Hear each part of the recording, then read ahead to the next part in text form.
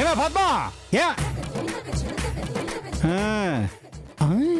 ఏంటి only brush ఒకటి తెచ్చావు అంటే ఇప్పుడు నేను లోపలికి వెళ్ళి పేస్ట్ వేసుకుని నేనే తెచ్చుకుని నేనే తోముకుని అన్ని నేనే చేయాలా? ఈ తెలివి ముందే ఉండాలి. అది ఇలా ఉండాలి.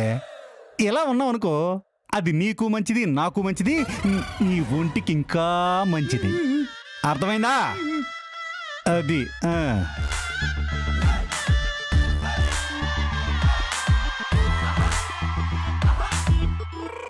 అబ్బా పేస్ట్ భలే టేస్ట్గా ఉందే. మొన్న నేనే ఆజితో చెప్పా మంచి పేస్ట్ తెప్పించమని, డైరెక్ట్ గా ఫారెన్ నుంచి దింపినట్టుంది.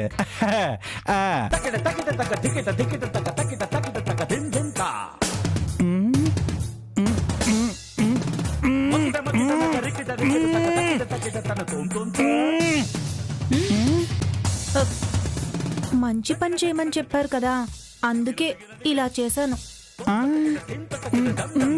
ఇక నుండైనా నోటి దురద తగ్గించుకో వెంకట్రావు. అన్నయ్య హెల్ప్ చేస్తాను.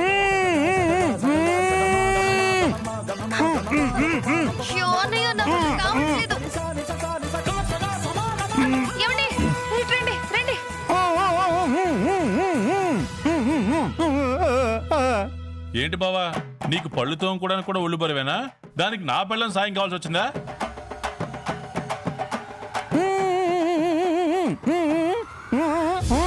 ఏంటి నీళ్లు కావాలా? ఇది మరీ విడ్డూరం బావా. పళ్ళు నేనే కడిగి నీ మొహాన్ నీళ్లు కూడా పోయాలా?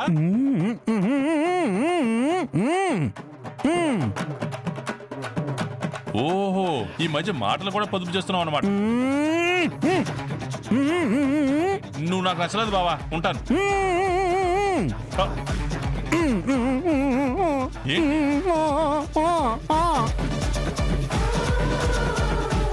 ఏమైంది బావా? ఏంటక్క ఆడపిల్ల ఏడుస్తున్నాడు?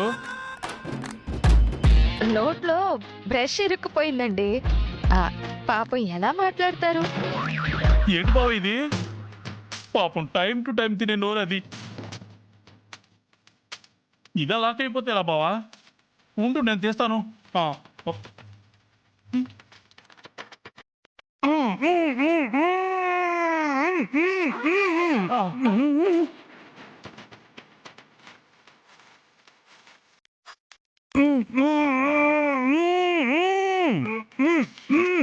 ఏం పేస్ట్ బావా ఇది?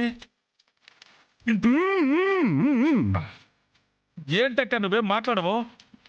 ఒరే తమ్ముడు, మా ఆయన్ని పరిస్థితుల్లో చూసి నాకు నోట మాట రావడం లేదురా.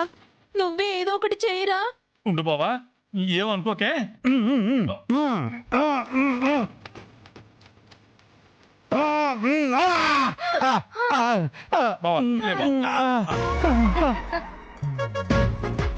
అమ్మా థ్యాంక్స్ బామ్మద్ది.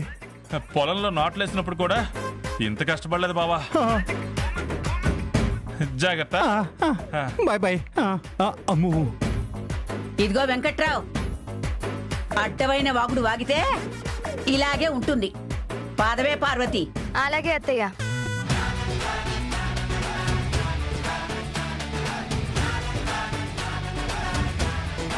ఏమే పేస్ట్కి ఫెవికాల్కి తేడా తెలియని అమాయకుండే నేను. నన్నెందుకే ఏడిపిస్తున్నావు? మీ పనులు ఎవరు చేసుకోవాలి? నేనే చేసుకోవాలి. మేము ముగ్గురం పర్సనల్ గా మాట్లాడుకుంటుంటే మీరెక్కడుండాలి? మీ ముగ్గురికి మధ్యలో. కాదు దూరంగా ఉండాలి. ఇక నుంచి మీరు ఇలాంటి కష్టాలు రాకుండా ఉండాలంటే ఏం చేయాలి? నా నోరు అదుపులో పెట్టుకోవాలి.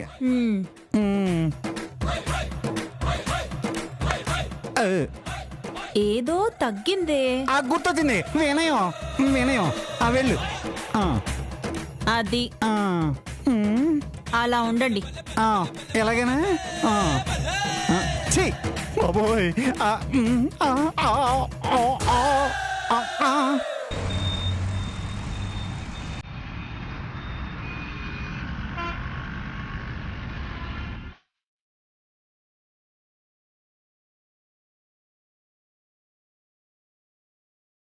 రామలక్ష్మి కోచ్ని లవ్ చేస్తున్న విషయం ఆద్యకి తెలియదు.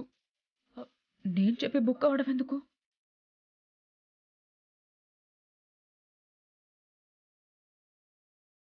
ఆద్య, ఆద్య, ఏమైంది జయ? రామలక్ష్మి ఇంటికి వెళ్ళిపోయిందే. ఇంటికా? ఎందుకు? నాకు తెలీదు ఆద్య. నాకు తెలిసి ఆ లవ్ గురించి అనుకుంటా. ఎందుకు రామలక్ష్మి ఇలా చేస్తుంది? ఏమోనే, నాకు భయంగా ఉంది. ఒకసారి నువ్వు ఇంటికెళ్ళి మాట్లాడవే. పెద్దనాన్న వాళ్ళు తన మీద ఎంతో నమ్మకం పెట్టుకున్నారు. రామలక్ష్మి ఇలా బిహేవ్ చేస్తుందని తెలిస్తే వాళ్ళు తట్టుకోలేరు. ఇదే మాట నేను కూడా చాలా సార్లు చెప్పాను. ప్రాణమైనా వదులుకుంటాను గాని అతన్ని వదులుకోను అని అంటుంది. సరే, నేను వెళ్ళి మాట్లాడతాను. హా. ఆద్య, ఇది తన హాల్ టికెట్, ఇది కూడా తీసుకెళ్ళు. సరే, బాయ్.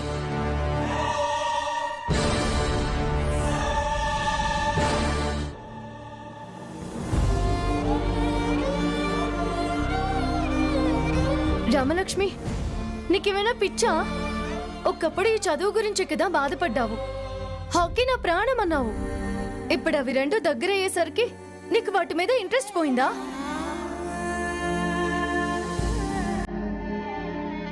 నువ్వు చేస్తుంది తప్పు రామా.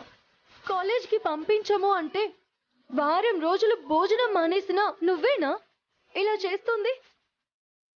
ఆడపిల్లకి చదువు అక్కర్లేదు అంటే నా దగ్గరకు వచ్చి బాధపడ్డావు. అది మర్చిపోయావా?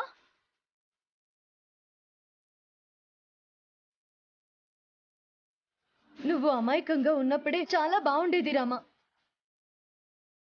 సాధించాలనే పట్టుదల తప్పించి మొహంలో ఏ బాధ ఉండేది కాదు. కానీ ఇప్పుడు నీ మొహంలో ఏదో బెంగ. ఎవరినో మిస్ అవుతున్నానన్న భయం తప్ప ఏమీ కనిపించట్లేదు. నీలో మార్పు రావాలనుకుంటున్నాను రామా. కానీ ఆ మార్పు వల్ల నీకే కాదు, ఇంట్లో అందరికీ మేలు జరగాలనుకుంటున్నాను. కానీ నువ్విప్పుడు భవిష్యత్తు గురించి కూడా భయపడడం లేదు. తర్వాత చాలా బాధపడతావు రామా. నువ్వు ఈ పరీక్షల్లో పాస్ అవ్వకపోతే నీ పెళ్లి ప్రశాంత్తోనే చేసేస్తారు. నేను పెద్దమ్మ కలిసి కనీసం నీ చదువు పూర్తయ్యే వరకైనా నీ పెళ్లి ఆపాలనుకుంటున్నాం. కానీ నువ్వు పరీక్షలే లెక్క చేయట్లేదు. నేను గొంతు చించుకుంటున్నా నీకు చీమ కుట్టినట్టు కూడా లేదు. అసలేమైంది రామా? వదిలే ఆద్య, నన్ను ఒంటరిగా వదిలే. ఒంటరిగా వదిలేయడం ఏంటి? నీ మనసులో ఉన్న బాధని చెప్పుకోవడానికి మేమంతా లేమా? అసలేమైంది రామా? నాకు చచ్చిపోవాలనిపిస్తుంది. నాకు చచ్చిపోవాలనిపిస్తుంది. నాకు చచ్చిపోవాలనిపిస్తుంది. నాకు చచ్చిపోవాలనిపిస్తుంది. నాకు చచ్చిపోవాలనిపిస్తుంది. చచ్చిపోవాలనిపిస్తుంది. నా జీవితం ఎటు వెళుతుందో నాకే అర్థం కావడం లేదు. నాకే ఎందుకు ఇలా జరుగుతుంది? నాకే ఎందుకు ఇలా జరుగుతుంది?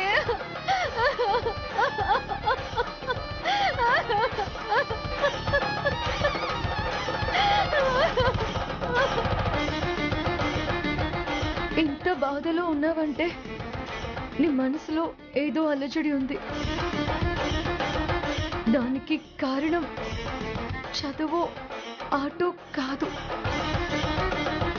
మరేదో ఉంది. దీనంతటికీ కారణం ప్రేమే కదా? చెప్పు రామా, నువ్వు ప్రేమించింది ఎవరిని?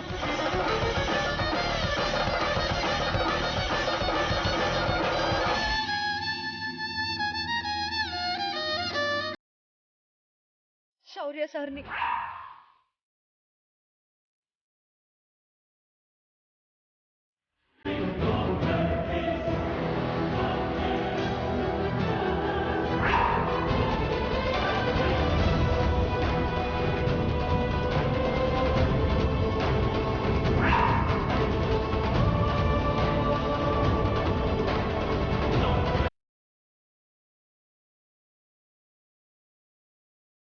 శౌర్య గారు.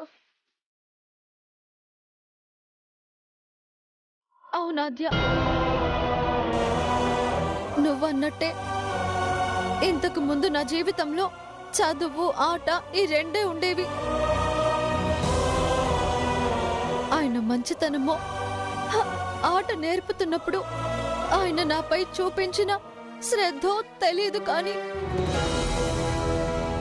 నా జీవితంలో మొదటిసారి నా అనుకున్న మనిషిని చూశాను. ఆద్య, నువ్వు నేర్పిన విషయాలు బుద్ధిని తాకితే, ఆయన నేర్పిన విషయాలు మనసుని తాకాయి. ఇప్పుడు నా మనసు నా మాట వినటం లేదు. నాన్న కుదిర్చిన ప్రశాంతలో లేని మంచిని నేను శౌర్య సార్లో చూశాను. అతను ఎంతగా నాలో ఉన్నాడంటే, తను మాట్లాడకపోతే చదువు బుద్ధి అవ్వట్లేదు, ఆడ బుద్ధి అవ్వట్లేదు.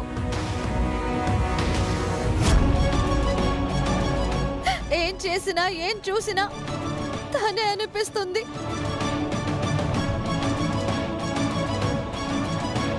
అలాంటి తను నన్ను అర్థం చేసుకోనప్పుడు నాకు బతకాలని లేదు, చచ్చిపోవాలనిపిస్తుంది.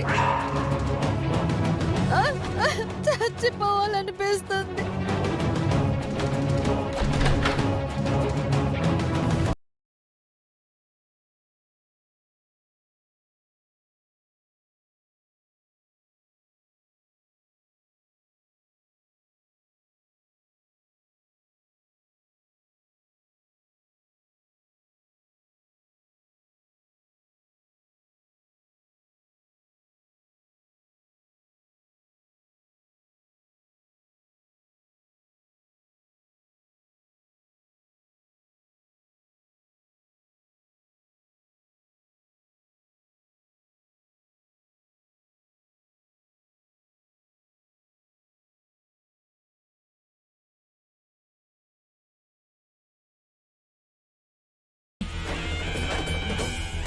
ఏదో తప్పు చేస్తున్నట్టే.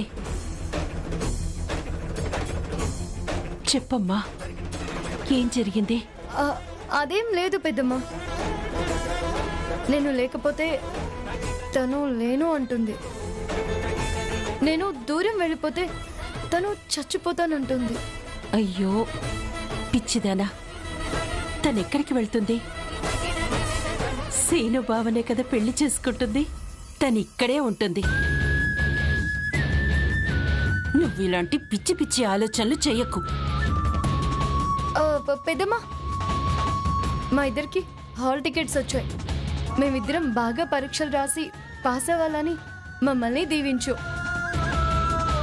ముఖ్యంగా రామలక్ష్మికి మీ దీవెనలు చాలా అవసరం. మీరిద్దరూ పరీక్షలు బాగా రాసి పాస్ అవ్వాలి.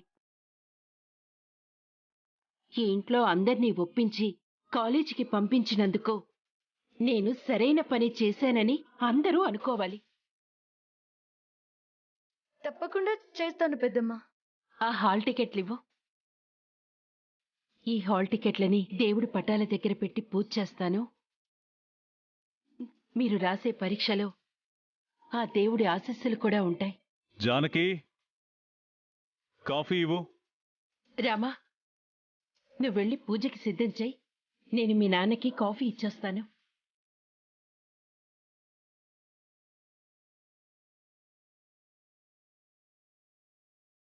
రామా, చూసావా పెద్దమ్మకి మన మీద ఎంత నమ్మకం ఉందో? ఈ టైంలో వాళ్ళని బాధ పెట్టడం కరెక్టేనా? నా మాట విని ఎగ్జామ్స్ మీద కాన్సన్ట్రేట్ చేయి. ఇప్పుడు పెద్దమ్మ చెప్పింది కదా, వెళ్ళి పూజకి సిద్ధం చేయి.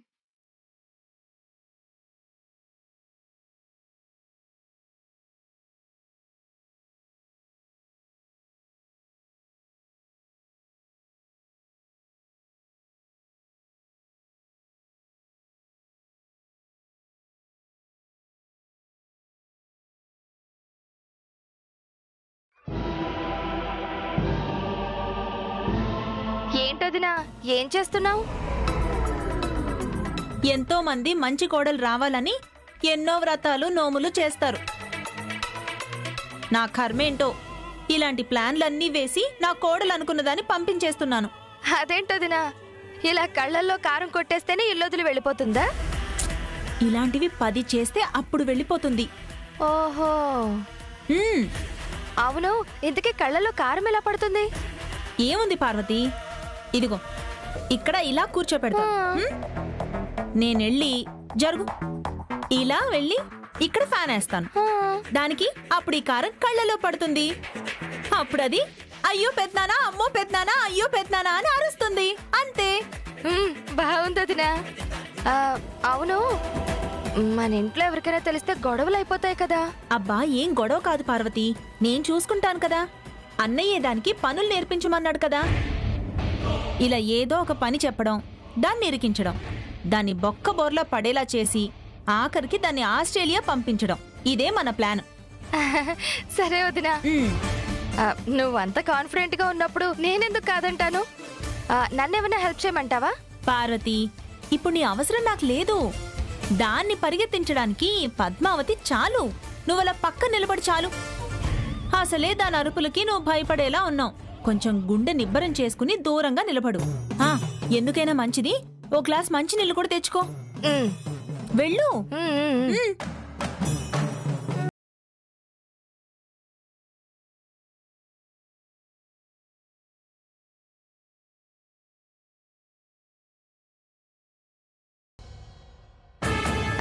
వదినా, మంచినీళ్ళు తెచ్చుకున్నాను. Very good. ఆద్యా, అమ్మా ఆద్యా. ఏంటత్తయ్య? ఈ కారం పొడి కొంచెం ఆరబెట్టాలమ్మా. ఎక్కడ ఆరబెట్టాలి? బయట ఎండ కూడా లేదు కదా అత్తయ్య.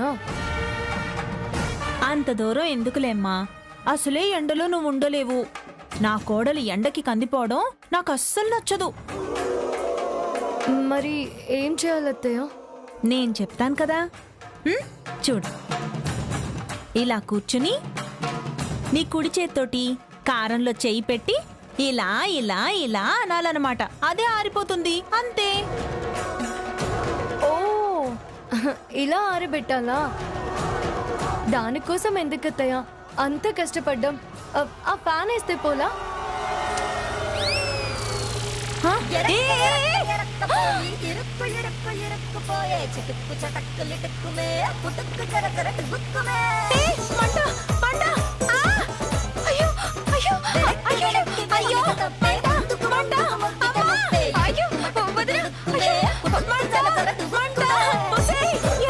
చేసావే.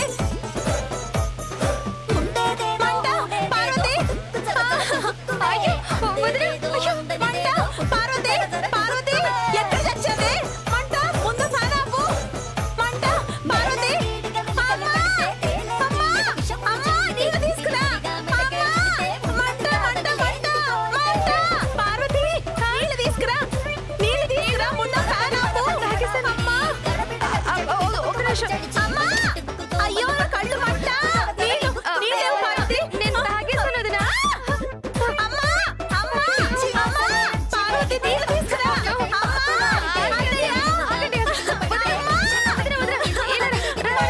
అయ్యో ఏంటే ఏమైంది?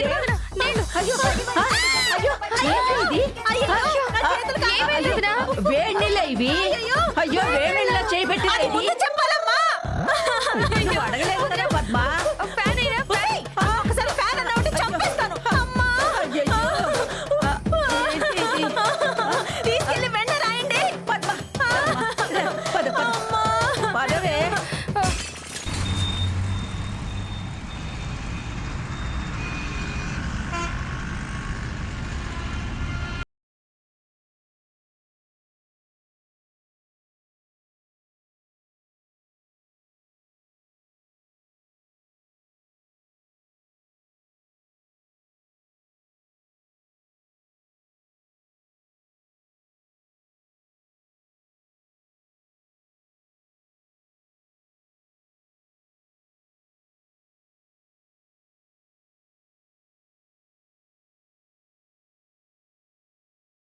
మంచి మార్కులు సంపాదించి చదువులో అయినా ఆటలోనైనా రామలక్ష్మి ప్రతిభ గురించి అందరూ మాట్లాడుకోవాలి. అలాగేనండి.